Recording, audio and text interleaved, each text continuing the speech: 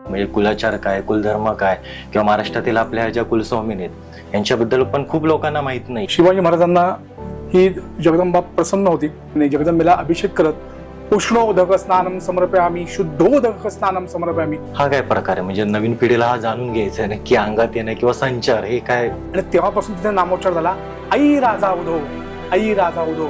जगदंबेचा आद्य अलंकार कवड्यांची माळ घालणार, महालक्ष्मीचं दर्शन घेणार, तिथली परडी उचलणार आणि 5 घरी भिक्षा जोगवा मागणार. महाराजांच्या काळात जेव्हा जेव्हा युद्ध वगैरे व्हायचं तेव्हा महाराज आधी गोंधळ घालायचे आणि मग युद्धाला जायचे.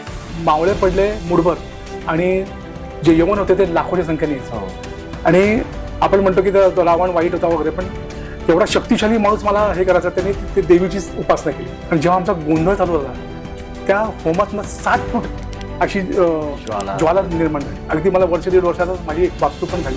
हे सगळं गोंधळ म्हणलं माझ्यामुळे काय झालं नाही. सध्या फोकलोक कार्यक्रम असतो त्याच्यामध्ये जे संबळ वादन करतात त्या माझ्याकडनं शिकून गेले. तुमच्याकडनं शिकून